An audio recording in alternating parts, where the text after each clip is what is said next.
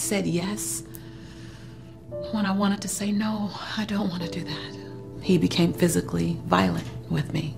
I'd never been in an abusive relationship before, and I felt as if I didn't have the profile of a woman who would ever be abused, verbally, emotionally, and sure not physically. And I remember when that relationship finally ended, and I was grateful that it ended and I was alive, because there were some days when my life was in danger. I had so much guilt and anger and blame, and more than anything, shame. How did I get here?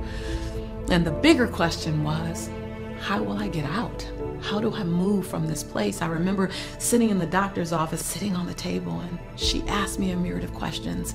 She left the room and came back with a piece of paper in her hand, and she said, Lisa, you are clinically depressed, and I need to give you this prescription. I looked at the piece of paper, and it said, Lisa Nichols Prozac.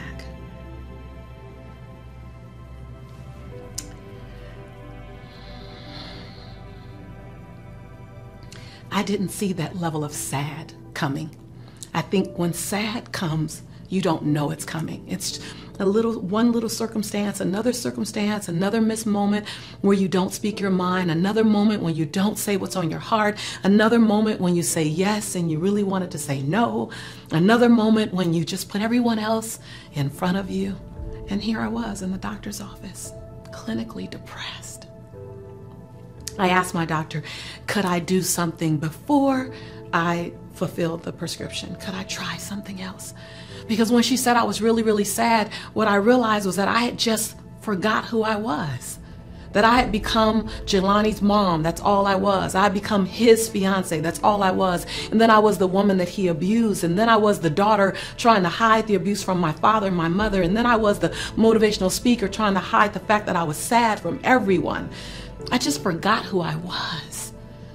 And so I asked her, can I have 30 days to just discover me again? And I did 3 things. 1, I put affirmations all around my house, reminding me who I was. You are an unrepeatable miracle. You are beautiful in your own right. You deserve healthy love. You are a child of God. Everywhere I could look in my house was a post-it note reminding me of who I was. I read scriptures and I read words that showed me my birthright.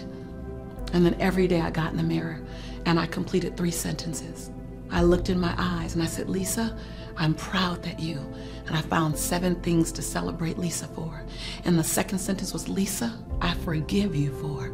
And I found 7 different things to cut the shackles of blame, shame, guilt, regret, and anger around. And I said, Lisa, I commit to you that. And I made 7 different commitments to myself every day for 30 days. And when I went back to the doctor, I was completely ready to take the prescription and fill it if I needed to. And I shared with her. She asked me question after question after question again. And then at the end, she goes, I have 2 questions for you, Lisa. I said, what? She said, what have you been doing for the last 30 days? And can I use it with other patients? Because I had found my way back to me. And another moment that I'm super, super grateful for was when my daddy took me on my first date. I was 12 years old. And he took me out to a restaurant on the pier in Marina Del Rey. And he ordered my drink and ordered my food and opened the car door and all the things you would do on a great date that I didn't know anything about at 12. And at the end of the evening, I went to walk in the house and my father was holding the door open for me. And he closed the door so I could not get in. And I stopped and I was like, Daddy, what's wrong? And he said, I want you to know something, Lisa. Tonight I took you on your first date so you get to see how you get to be treated. I wanted you to see how you get to be treated. Now, sweetheart, how you choose to be treated, that's gonna be on you. The big moments in your life are made up by the little decisions you make. I didn't make a big decision to get in an abusive relationship. I made a little decision to lower my integrity bar. I made another little decision to stay when I saw the first sign that he didn't honor me the way I deserved to be honored. I made a little decision when I crossed over, moved past that moment of discomfort and allowed his words to make up for his behavior. It was my job to fall madly in love with me first, that no one was going to show me how to love me, that I have to show not only me how to love me, but I have to show other people how to love me. That you are the first example of what loving you looks like, and the way you love you is the way the world's gonna love you. So when you say, I don't need rest, then we believe you. When you say, no, don't worry about me, I'm fine, we believe you. When you say, no, I don't need help, we believe you. When you say, I'm fine by myself, we believe you. So here's what I realized: words are power. Words speak life. Your life is a physical manifestation of the conversation going on in your head, and it's a physical manifestation of the words that are falling across your lips. And if you want to create a better life, design a better conversation. If you want to design a better conversation, think a better thought, not about them, but first about you. And if you can feel it right now, something stirring in your soul, just that little something, you can't even describe it, then you're still in the game. It ain't over yet. It's never too late. At 20, at 40, at 55, at 75, at 88, it ain't ever too late to press reset and fall madly in love with the life that you've been given. And then you'll look up and your life is barely, then you look up and your life is barely recognizable. I'm a girl from South Central LA, living between the Harlem Crip 30s and the Rolling 60s. Had 3 fights a week to get home from school. Got kicked out of college. I was considered academically challenged.